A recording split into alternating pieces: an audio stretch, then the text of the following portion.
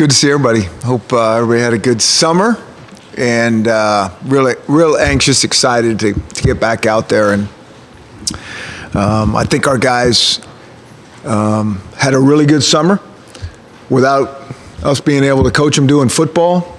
But I think Coach Saha and his crew did a fabulous job. I think the players feel really good about the shape and condition that they're in without really playing football. And so now the next few weeks, 3 weeks, 4 weeks, is all about getting in football shape. And so really good summer. We're excited to be out there and stop talking about all this stuff and start putting some work in. Start on the process to earn some things. So we're excited to go. I think we got 105 guys coming in. The rosters remain fairly stable. You guys know that we added, one more in KJ Young, and we're excited to get KJ in the mix. We've known him for a long time. Went to Oklahoma. Obviously had issue there. We've done a lot of research, talked to a lot of people, been recruiting KJ for a while, and so we feel like he's at a place where he's going to come here and be successful. Excited to get him going. Probably a good time to maybe review our injury policy around here, and so I don't really talk about injuries. And it's not because of you guys. I think it's a competitive advantage when you're talking about your injuries. So if a guy is going to be long-term out for the season, we obviously announce that. If a guy's week to week, couple weeks, month to month, we don't talk about it. But going in, we're relatively healthy, probably more than relatively. I think we got a sprained ankle, and Andre Bocelli, he sprained it last week of practice, so sometimes those can take a minute to get back, but we'll get him going. And for the most part, I think everybody's going to be going, and excited to get out there. Excited to see these guys compete. We have a lot of guys that have played, obviously, in some good conference games and got some experience. But I think the one thing that the coaches really enjoy about this fall camp process is watching the competition go. It's, I think so many people from the outside maybe think guys are locked in to starters, and we don't think of it like that. I think we got, some good players that have played for us. But trust me, every job is up for debate and for challenge. And I can't wait to see some of these guys that have had really good off seasons push each other. And some guys that haven't been on the field get on the field and do some great things for the Dogs this fall. That being said, what do you got?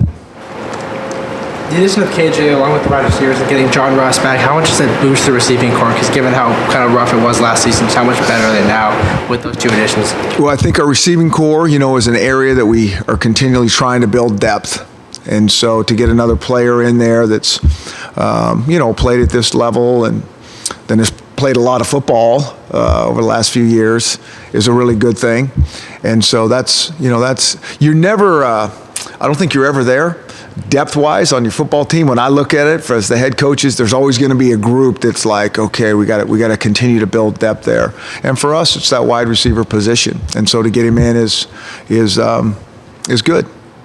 Chris, when did you begin the process of looking into having KJ come here, and who specifically did you talk to about bringing him here? So early spring, when the guys are out spring recruiting. I think Keith Bonifay recruits that area down there, and he's known about him we've known about him for a long time. And so we knew he was down there, so we've paid attention to him, and so then we've talked to everybody we can get our hands on to talk to. I think you guys know that we're pretty thorough and in terms of whoever we're going to recruit. And so that process is no different for him than it was any of the other guys that we brought in here. You are recruiting someone who's been dismissed from another program. What is it you need to see about him or need to see a change with him to make you feel like it okay with taking him?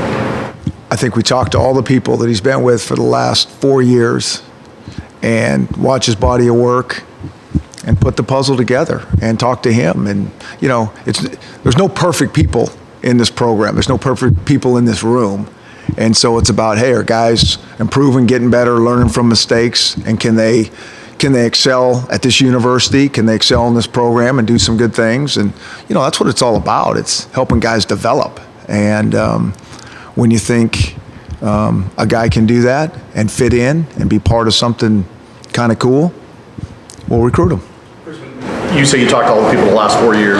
Does that mean you had a conversation with Coach Stoops, and what was the... Absolutely. And that's just a conversation between us. We've talked to all the people we could talk to. I mean, we're going to be as thorough as we can. I mean, we get the age that we're living in, and we want to make sure that we're not setting the guy up for failure. Anything else besides the other 104 guys on the roster? How do you balance expectations and, how do the kids balance expectation and the opportunity for them to step up? Yeah. I just really don't think the expectations are one bit different inside our locker room than they've been since I've been here. I just don't. We expect to win every game we play. And so the outside noise that now might have changed their expectations, that doesn't change anything. And so I think as long as these guys continue to listen to the coaches and take this thing not even one day at a time, but one drill at a time, and understand it's like climbing a mountain, and if you look too far ahead at all, you're going to slip and it's not going to be good. And you start looking in your rearview mirror, what's behind you, that's very scary as well. And so it's just the being able to kind of keep the mentality of it's one drill at a time. It's not even one day or practice. I mean, we have so much that's going to go on here in the next month. But even though it's about fall camp, it's about, okay, what's our next meeting all about? What's our next drill all about? What's our next? And it really is. It's just that if we can slow this thing down and just pay attention to building skill and getting better and getting our competitive spirit where it needs to be, then I think we'll feel good about things. But that's where we are. So I think they're in good shape. I think they've trained hard, but we still have a lot of work to do in terms of and I think it's fairly easy the first week in terms of some of those things, but week 2, things can kind of get stale. And certainly week 3, it's like, okay, when are we going to play this game? And I think the good teams can still just go, and it comes from the locker room that they say, we got so much work, we can't waste these days. We can't wish these days away to just go play. And so that's the process kind of as we go forward, and certainly the next month of just slow down.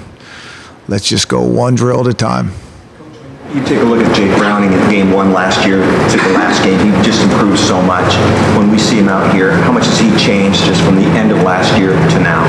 I think the process through the year was kind of what we'd hoped our expectations and hope for our quarterback or Jake are no different from anybody. It's like, are they improving? Are they getting better? Are they learning things? And I think we all kind of felt that from Jake. You want him to play at an extremely high level at all positions, because if we don't have that, then we're not going to win like we want to win. And so that can be painful in the process, even though you're getting better along the way. But I think we felt that from Jake. And so, I don't know. I mean, everybody likes to talk about that quarterback, and like I say, rightly so, because you're not going to do anything special without a really good quarterback. I think we all know that. But I always believe so strong in his process of how he prepares, his mindset, how his life is so simple as a college kid, how he simplified things, that he's just all about football, that I just always go back to, like, if everybody else that surrounds him has that same mindset and prepares like he does, they and we are going to continue to build skill and improve. Going back to managing expectations, I know you made it real clear at the end of spring how you felt about the kind of the hype that had been generated, the fact that you guys hadn't done anything yet. But from your perspective, can you explain it? Yeah. I mean, no. I can't explain it, but I completely get it. I mean, your world amazes me all the time when I see how things go. It's like, it's half the time it's not reality. I mean, that's true. I mean, people start jumping on bandwagons, whatever we're talking about, and you just shake your head and it's like, really? That's not even reality. So that's what one of these things are. We are 7-6, played no football games, and now we're ready to win the Super Bowl. I mean, it's like, really? So go ahead. I mean, there's nothing else to talk about, I guess. And so that's what it is. And so that's what we tell our guys. I mean, if you want to sit there and pay attention to social media and no offense taken, listen to you guys, then you're just heading down the wrong way. I mean, the wrong path. That's just not what this is about. We got to go play games. I mean, let's talk after game 6. Let's talk after game 6. And then it's like, yeah, okay, one way or another. But until then, it's just like so much unknown. How would you characterize your defense and the potential it has this season? You're bringing so many guys back. Yeah, I think we have some guys that have played a lot of meaningful football. And so I think that that's good. So I think they know how we run practices, how we run meetings, what the competition that they're going to be facing is like. And so I think there's a lot of real life lessons that they've been through that when we're talking to them, they can connect the dots faster, and hopefully this group can, because we're going back to scratch tomorrow. I mean, it's day one. It's like we've done nothing. That defense has done nothing. We lost 4 really good players off that defense, 2 of the best pass rushers that we had in the league last year.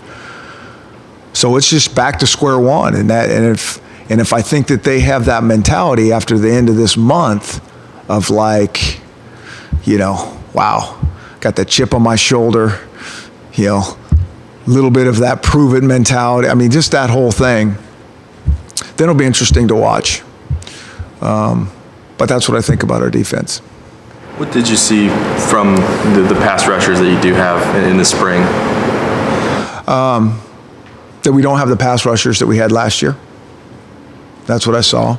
Now, I think we have some guys that can do some good things up front, but we are not where we were coming off the edge, certainly than when we ended the season. I mean, those 2 guys, like I said all along, were really good, certainly college football players, really good. I think there's, any college in the country would take those guys in a heartbeat. So those guys are hard to replace. But that's also the beauty of college football, is trying to develop guys and find answers. Even if you don't have those type of guys, how are we going to still kind of create some pressure to make it tough on the QB? Do you feel like the defense, especially with the guys that are kind of leading the way, whether it's Buda or Kevin King or Azim or Elijah Paul, do you feel like those guys kind of really form the makeup of a group that isn't going to take it for granted and does kind of play with a chip on their shoulder regardless? Yeah. Like I said, I say all these things, but I feel really good about not only our defense, our whole team in terms of where we are mindset-wise. But I also understand that it's a day-to-day process and how easy it is to lose that mentality, certainly when things get hard. And guess what? They're going to get hard. I think we all know that. And so that's what we're preparing for, is like, okay, so it's all great in summer and it's all great in fall camp, and then you start playing, and then it's like, you're rowing out to the ocean. Let's see what comes. All the unexpected things are going to come our way. It's like, how did this happen? What happened? And can we adjust? And do we have the mindset that we're going to be tough enough and strong enough to, like, this is just part of it, and we embrace those challenges? That's what I think. Is it almost play into your hand that Rutgers really is bringing a whole new thing with them, considering their coach? You don't know what they're going to do, and there's a lot of unknowns there. Yeah, I don't even really think about it in terms of Rutgers. I always just go back to us, like just this whole process. It doesn't matter if it's Rutgers, the first game or the second game or game 6 in the league. It just always comes back to us in terms of like this process. It's kind of all the same. I mean, I don't know really what you mean by it plays into our hands. It's like the opponent is who it is. It's like when there's going to be unexpected circumstances, whether it's opponent we don't really know what their schemes are, or we thought we knew what they were and they changed them, or you get an injury, or this guy's not playing as good. It's just all those things. We just got to be able to adapt and adjust and not take a step back. Chris, you're going to push you guys back on the offensive line, which is great, but can they play? How good is this group? Yeah, and so a group that really antsy to get out there with and watch them go, because I think that they're going to be better. I think we will improve. I think it is a handful of guys that have game experience now, so that's a group that can really know what Coach Strauss is talking about in different situations, and whether it's mentality-wise or technique-wise or fundamentals. And I think, for our offense to take the next step, it probably starts right there. Just like I'd say the same thing on defense. It probably starts in those lines. And so I'm antsy and anxious to get those guys out there and watch them slowly take this thing to the next step. When you say next step, what is that? More efficient, better play. It's that simple. Yeah. You typically see in your career, year 1 to year 2 of a starting quarterback, and the changes, improvements. Is there anything that, with Jake specifically, that you're looking forward to just from an experience standpoint? Yeah, it's all very subtle things. We've talked about this a lot. I think just the familiarity with the system, with the speed of the game, with all these little nuances. We break it down into whatever the elements of quarterback play are and talk about those, which we have. But, it's not anything specifically, but it's just all this experience that I think that they've been through, and the growth that they've done since the end of last season. So he's got all that under his belt. And, not only Jake, but the other quarterbacks have been in our program as well. I mean, those guys, that's an interesting conversation right there. Where are those guys? Because, those guys don't get as many reps as that backup. We're going to play different linemen. We know that. A lot of times that second string quarterback, whoever that is, that's a hard position to be in. But that guy has to be ready to go and win games. If you don't have a number 2 guy that can win games, you're in deep trouble. Where do things stand there with KJ and Tony as you come in? Yeah, all those guys. It's wide open. Yeah. We'll get back to you in a few weeks on that. I feel like Tony, though, obviously just arriving last summer, it seemed like he was one of those guys in the spring that just showed up a little more consistently. He did some good things. He did, and so KJ's got some good experience. He's played in the game against a really good defense. He's taken a lot of practice reps. Tony's taken a decent amount of practice reps. So I'm anxious to see and excited to see where that thing goes. Nothing like playing in games, but I do think if you play at a high level in practice, there's a pretty good correlation to playing well in games. Talk to us a little bit about Jeff Tedford, and I don't think we've had a chance to talk to you about that and what he's brought to the program, what his role is. So his role is being a consultant. He can't coach guys, and he won't coach guys, but he can coach coaches, meaning myself. What a great guy to have around for me. This guy's got, it's just interesting because we'll be talking about something and he'll have a situation that came up in his career, and it's like, oh yeah, I've been through that. Oh yeah, I've been through that. We've both been through enough things now that it's like we can compare notes. And so really, for me to have a guy in terms of like we're not talking about X's and O's, but just some things that have happened in your travels as a head coach. It's great to have those conversations. And certainly, he's a really good X and O coach as well. And so to have a guy like that and he's really, he totally gets it. He gets his role. We talked long and hard about him coming here. I think the rest of the offensive coaches and Jonathan Smith, feel really good and comfortable with him being there. And so we're excited about that. I think it's going to be a really, I mean, everything's about fit. It's not just about bringing in, hired guns and all that. There's a lot of good players, there's a lot of good coaches and all that just don't fit for whatever reason. And the one thing I do know is he fits us and he fits what we have going on here. And so I think it's a really nice, fun addition for the season for us. Some former players I've talked to just rave about him as a quarterback coach. How much involved is he in that portion of what you guys do? Well, I mean, certainly he's going to be involved with our offensive stuff. But, I'll go back to saying again, the quarterback coach, Jonathan Smith, he's the guy that will and can and does coach those guys. But, again, to compare notes and say, hey, how about this? Have you done this? And again, we're already on the same page philosophically. You don't bring somebody in that's like way out here unless you're changing everything, the whole thing. And so just, certainly my history with him, I knew it would be a really good fit, and he's just a really good guy. It always starts with that. He's just a really humble and good person. And so all that is exciting for us, I think. Is he here full-time on campus? Yep. Mm-hmm. Going back to Jonathan Smith, how comfortable do you feel like he is now, especially the way you talked about the progress of a guy like Browning from game 1 to game 13? It seemed like Jonathan Smith, maybe at least on the outside, was also progressing. Where do you feel like he is right now, and how comfortable has he gotten in his role?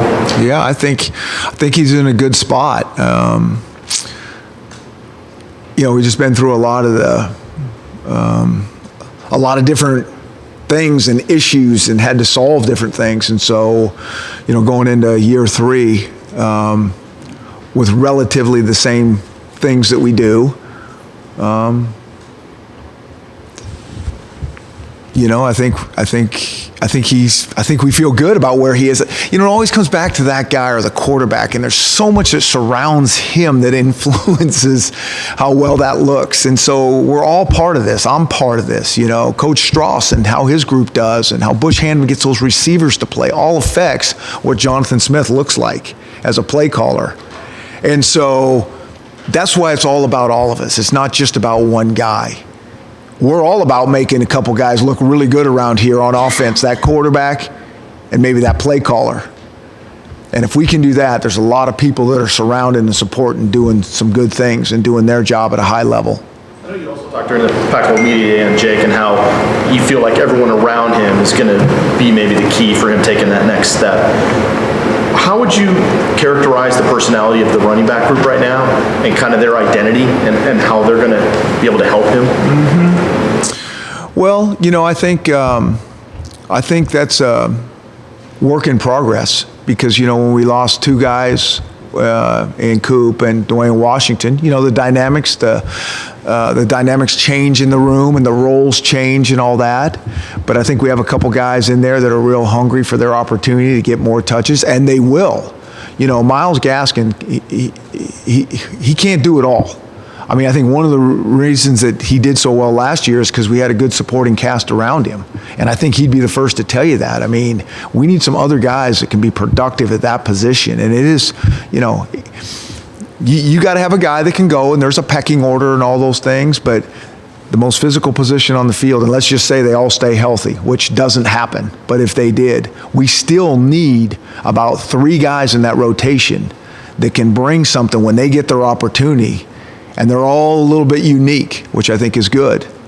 But that's a really, really important crew. See, I mean, I just don't think it's about one guy. I just don't think it's about Jake Browning. I think about KJ and Tony and those guys. I don't think it's just about Miles. It's about a couple of those other guys in there, and Levon and Joe Mon and all those other guys. I mean, we can go down the list. I mean, for us to do, I was taught a long time ago, if you're putting 22 guys out there, you're kidding yourself. Like it's going, okay, we're pretty good. It needs to be about 50 guys you feel, hey, we're pretty good, with these 50 guys, because as we know, there's always 6 to 10 of them as you go on. That's like you don't have them anymore. Do you see Sean McGrew playing any type of significant role at all this year, or is that maybe a bit too early? It's too early, but we tell all the freshmen, I mean, they know. You're coming in here to compete right away, and if you're good enough and you can produce, then you'll go. So that's we'll see in a few weeks who's where. But again, you saw what I saw, on all the tape you watch me. He's fast, he's elusive, he's small, but he's tough. But that's the beauty and that's the fun of tomorrow, is getting out there and starting to see them up close and personal and what they actually bring. And so we'll know that in a couple weeks.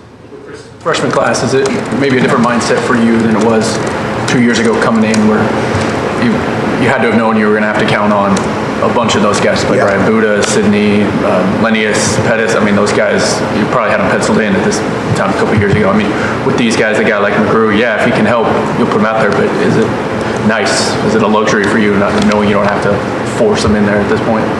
Yeah, it is a little bit of a different feel, and I think, that's what you would hope in year 3, that we're counting on some of those guys playing for us and helping us, but it's not like, well, no matter what happens, he's going. And so that is a different feel, and I don't know if luxury is the right word, but it's like pleased that we're at that situation, but we also know some of them are going to have to go, and so I think that's a good thing for everybody. One thing guys like us would ask when you were at Boise doing these amazing things is, this is great, but could they sustain this if they were at a Power 5 conference, right, playing great team, week after week? A, was there any legitimacy to that question? And B, what do the rigors of a Pac-12 schedule create any new challenges as a coach? There's complete legitimacy, and when I was over there, had said that. Like when we'd be talked about is, did they deserve? I get to debate. It's legit. I don't know. At times I knew we have a really good team, but is it different than playing every week? Yeah, it is. So it's a legit debate. And so it is a completely different animal. And I knew that coming over here. And there's not one thing that has surprised me in terms of that discussion. Like, I thought coming over here that the Pac-12 was as good as I'd ever seen it, top to bottom. And after being in it 2 years, sometimes I hate when I'm right. Does it change anything you do as a coach in terms of preparation, resting guys, or not, or anything like that? Well, I do think, I think you talk to the NFL guys who have a longer season than us, but it's really no different. You got to pay attention to, this is you have to have that sprinter's urgency and mentality and focus, but you have to have that marathon endurance and toughness, I mean, it's that unique combination. And so, are we trying to go out and win fall camp in the first 3 days? We divide up our camp, those first 2 practices, so we can actually slow down and teach better. And so our coaches has to be very disciplined in that process, because you want to get out there and everybody's amped up and let's get these reps, and you can be completely worn out in 4 days, and that doesn't help us. So to get to your question, absolutely, and we pay attention to that every day for every guy that's out there. And the ideas of pushing the envelope and getting better, but we got to be ready to play whatever it is, September 3rd, with our energy right and as healthy as we can possibly be. With, that's the dilemma in football. You got to be physical on occasion and most of the time to build skill. And so how do you do that with not getting your guys hurt? Purely from an athletic talent level through your 2 deeps, how does this group of players compare to your best at Boise State? Yeah, that's a hard question to answer. Because I think we have to go a little bit longer for me to really answer that, because you kind of get into the season. That's what matters, is where you are as you kind of get into the groove a little bit. And okay, some of our better teams over there, we stayed really healthy. That was one thing that really helped us. So all these guys we're talking about, for the most part, were with us the majority of the time. And then, I think every week you're a different team. And so when you have a setback, do you come back with a chip on your shoulder? And when you have success, are you still hungry and humble enough? And so it's really hard I know you're probably just asking me looking on paper, what's that look like? And to tell you the truth, it's hard for me to know because I do think it's two sets of different animals. That situation over there and here. Do I feel better about it going into this year than the other 2 years? Yes, I can answer that.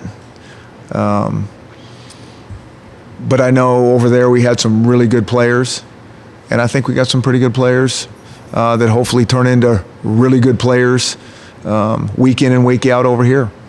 How optimistic are you about the new helmets and the impact it might have on reducing concussion effects? Yeah, the new helmets, I'm real optimistic about them.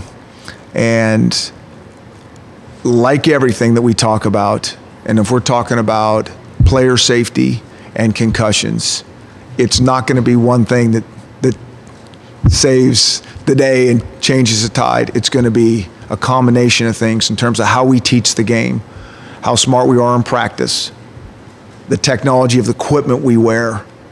And I do think where we are now, and I'm speaking, for this staff, but I see a lot of programs out there as well. I think we're light years ahead than maybe we were 5 years ago in terms of, how we pay attention to those things, the doctors, the research that's going on, the tech, everything. And so we're excited about these new helmets without question.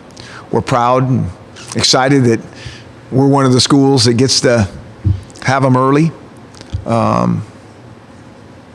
And we're excited to see what it's like to wear them and what it really means to us. And that's even hard to figure out, when you're trying to do research on this stuff.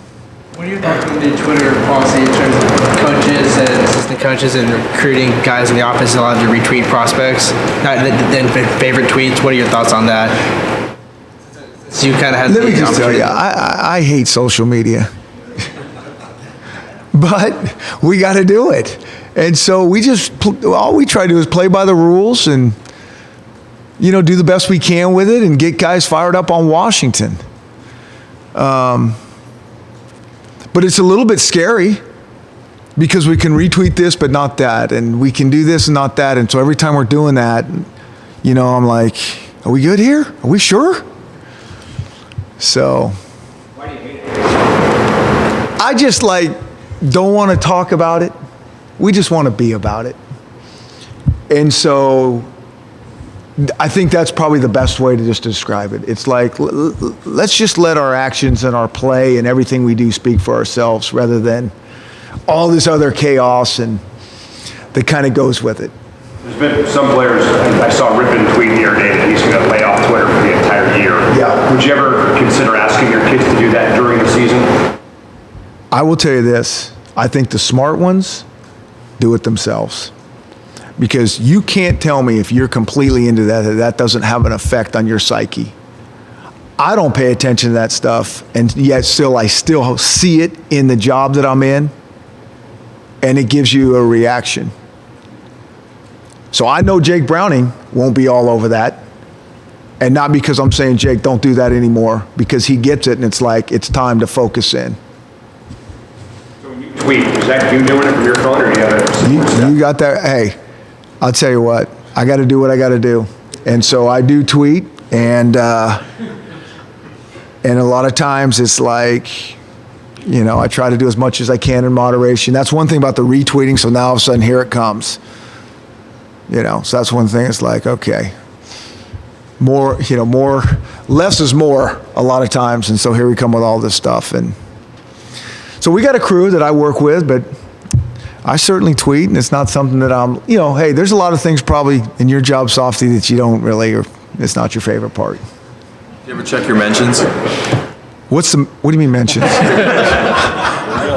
that? Like people who reply back to you or tweet at you or whatever. Oh, no, not at all. What I do pay attention to is, the communication that we have with, recruits. And now that we can text those guys, so it was all direct, I pay attention obviously to that.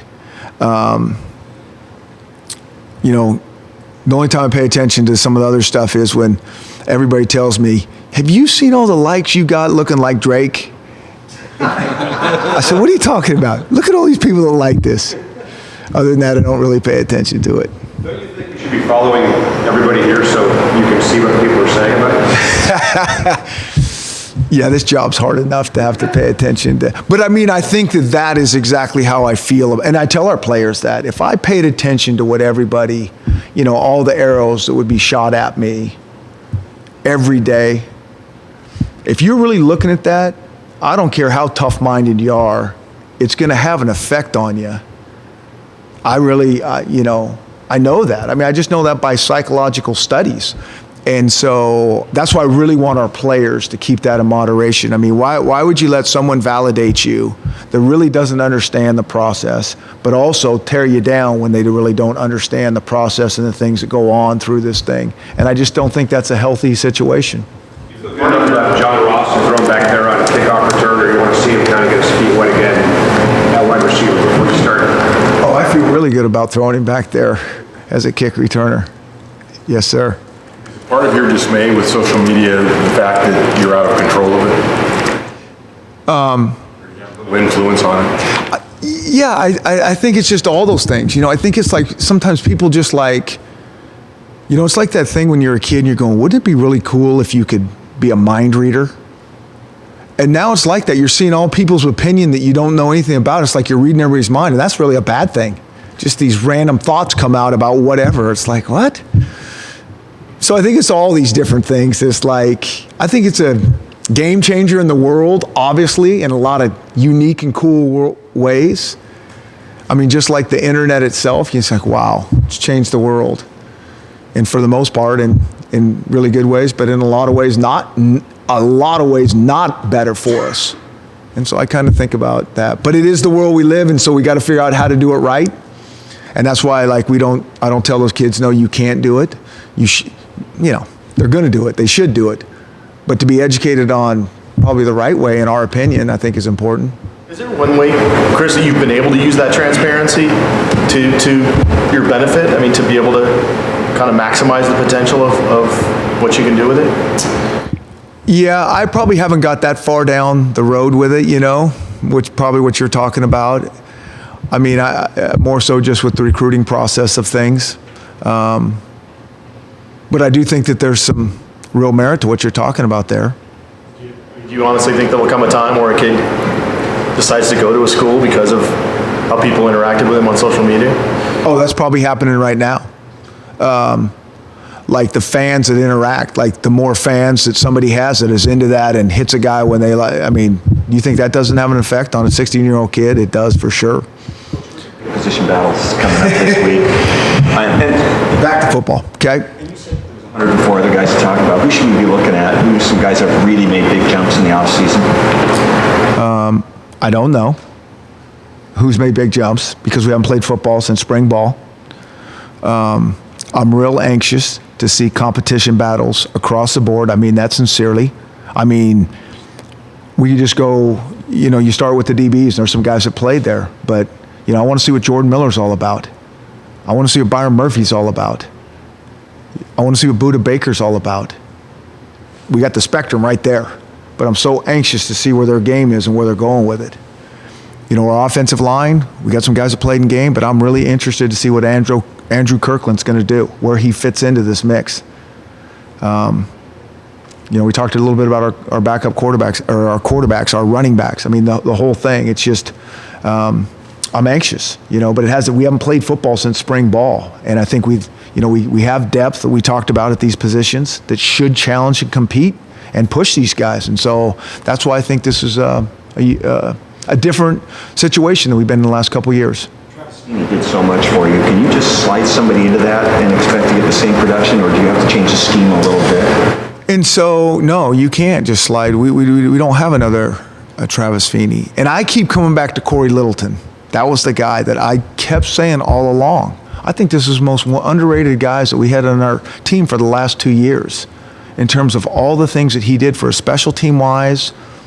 He just, for whatever reason, in the media's eyes, maybe wasn't this flash player, but you put the tape on and it's like, this guy is a good player. And so both those guys, you don't just slide guys in and they make, here we go.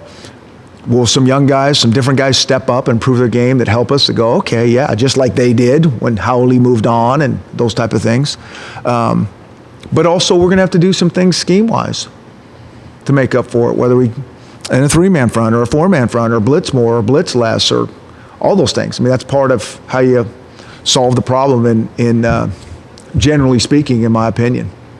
Tev Spartlett, is he a guy that can compete for and do that kind of stuff? Yeah, and so Tevis is a guy that's interesting as well, just because, he was a true freshman getting his feet wet and, kind of figuring it out. And you always feel bad sometimes throwing those guys to the wolves, and at times it looked like that last year where it's like, wow. It's pretty impressive when those guys go at some of these physical positions like a linebacker as a freshman coming out of high school in Wyoming, and playing in this. It's like, wow.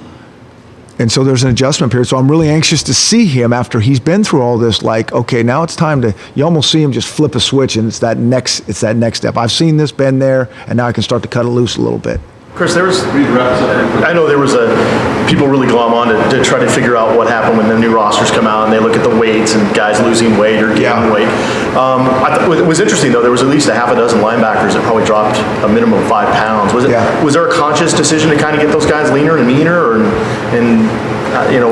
was there something to that? I think heights and weights are always really interesting because I think one school lists them a certain way that aren't accurate, and some schools list them that are really accurate, and then some kids are very accurate and some kids are not, depending on position. So I think you take all this with a grain of salt. I don't even know how we list them. I don't even know where these come from. I don't know if the kids told Jeff, hey, list me at 6'2", and give me a little more weight there, or it comes from Saha. So I don't even, that's how much I pay attention to this. Saha. So it's probably fairly accurate, but it might not be unless he's trying to throw you a curveball. I don't know. But I will say this about our team and our guys in general. We want guys that can move and move fast. And we are going to be one of those guys that errs on the side of you need to lose weight if we think it has slowed you down at all. And so that's probably what I'd say to those backers. So there's a conscious effort to now I don't know how it correlates to what you're seeing here, but every guy on our team, there's a very conscious effort on you need to weigh this or lose this or do this at this position. Hey Chris, how did Jake Keeps become your quarterback at UW Pro Day? How did that all come about? Yeah, so it was awesome to get him over here because we didn't they don't let your current guys throw. You can't participate in that at all. So if there's a guy that, I can't remember exactly what the rule is, but is a local guy that's from a high school in the area, they can come over and throw. And so he was a guy that we reached out to that kind of fit that mold that we were looking for that could benefit him as well.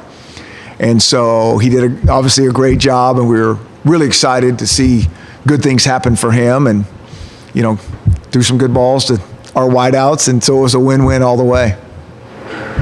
Okay. Thank you, guys. Thank you. All right. Talk to you in December.